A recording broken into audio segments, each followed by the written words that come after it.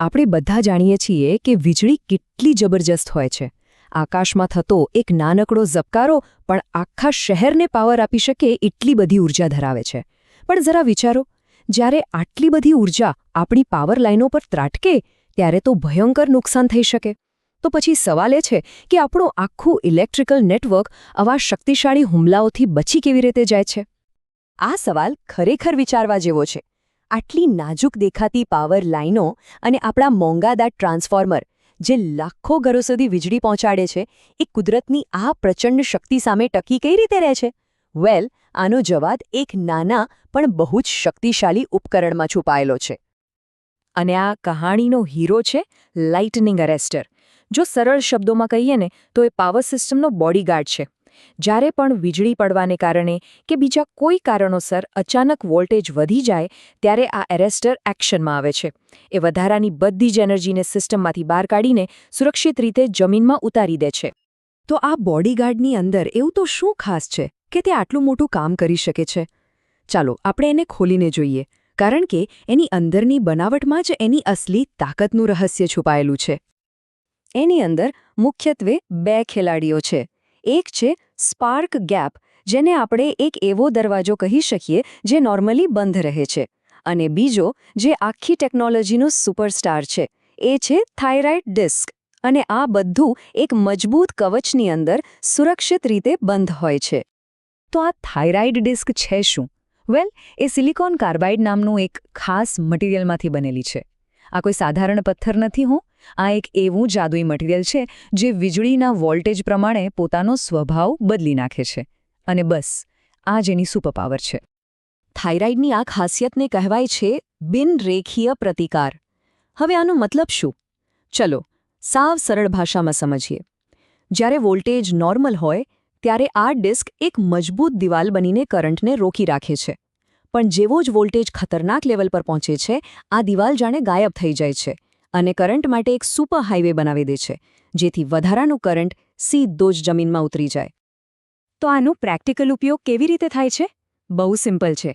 માની લો કે આપણે 11 કિલોવોલ્ટની સિસ્ટમ માટે એક એરેસ્ટર બનાવવું છે. તો એના માટે આવી બરાબર 11 થાઇરાઇડ ડિસ્કને એકની ઉપર એક ગોઠવી દેવામાં આવે છે. દરેક ડિસ્ક 1 કિલોવોલ્ટને સંભાળે છે. બસ આ જ રીતે સિસ્ટમની જરૂરિયાત પ્રમાણે એની રચના કરવામાં આવે છે. સારું, તો હવે વાત કરીએ એ પળની જ્યારે આકાશમાંથી વીજળી ત્રાટકે છે. એ સેકન્ડના પણ હજારમાં ભાગમાં શું થાય છે?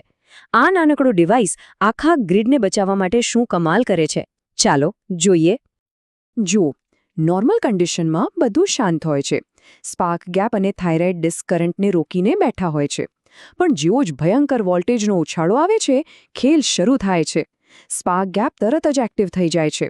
એ જ સમયે થાઇરાઇડ ડિસ્કનો અવરોધ એકદમ ઘટી જાય છે અને એ ખતરનાક એનર્જી માટે જમીન તરફનો દરવાજો ખોલી નાખે છે. જેવી જ વધારાની એનર્જી જમીનમાં ઉતરી જાય, બધું ઓટોમેટિકલી પાછું પહેલા જેવું નોર્મલ થઈ જાય છે, જાણે કંઈ થયું જ ન હોય. તો આટલી સિમ્પલ દેખાતી ટેકનોલોજી આટલા દાયકાઓ સુધી પાવર ગ્રીડની રક્ષક કેમ બની રહી? વેલ, એનું કારણ એ હતું કે એના ફાયદા બહુ જ મજબૂત હતા, જેણે એને દરેક પાવર સિસ્ટમનો એક જરૂરી હિસ્સો બનાવી દીધો હતો. એનો સૌથી મોટો ફાયદો હતો એની વિશ્વસનીયતા. એ મોટામાં મોટા સર્જને પણ આસાનીથી હેન્ડલ કરી શકતું, બહુ જ ઝડપથી રિસ્પોન્સ આપતો, અને સૌથી સારી વાત તો એ હતી કે એને કોઈ મેન્યુઅલ રીસેટિંગની જરૂર નહોતી પડતી. બસ એકવાર લગાવી દો, પછી ઓછામાં ઓછા મેન્ટેનન્સ સાથે વર્ષો સુધી કામ કરતું રહે. આ જ કારણે એ ટ્રાન્સફોર્મર જેવા મોંઘા સાધનો માટે એક પરફેક્ટ બોડીગાર્ડ હતું. પણ કહેવાય છે ને કે દરેક ટેકનોલોજીની એક ઉંમર હોય છે. થાઇરાઇડ એરેસ્ટરની પણ કેટલી કમજોરીઓ હતી. અને સમય જતાં નવી અને વધુ સારી ટેકનોલોજીએ ધીમે ધીમે એનું સ્થાન લેવાનું શરૂ કરી દીધું. એની કેટલીક મોટી મર્યાદાઓ હતી, જેમ કે વારંવાર વીજળીના ઝટકા સહન કરવાથી એની અંદરની ડિસ્ક કમજોર પડી જતી. એ સાઇઝમાં બહુ મોટા અને વજનદાર હતા, એટલે એને લગાવવા પણ મુશ્કેલ હતા. ભેજને કારણે એની કામગીરી પર અસર થતી.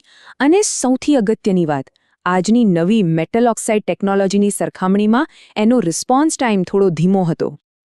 અને આ જ વાત આપણને આજના સમયમાં લાવીને મૂકે છે.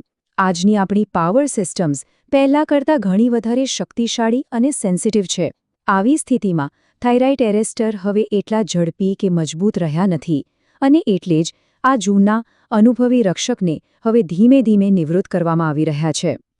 તો આ આખી વાત આપણને એક બહુ જ રસપ્રદ સવાલ પર લાવીને ઊભી રાખે છે.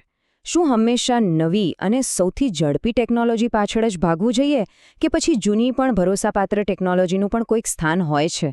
થાઇરાઇડ એરેસ્ટર ભલે આજે જૂનું થઈ ગયું હોય, પણ એણે દાયકાઓ સુધી આપણા ઘરોને અંધારાથી બચાવ્યા છે. ક્યારેક સૌથી મોટો હીરો એ નથી હોતો જે સૌથી નવો હોય, પણ એ હોય છે જે વર્ષો સુધી ચૂપચાપ પોતાનું કામ કરતો રહે છે.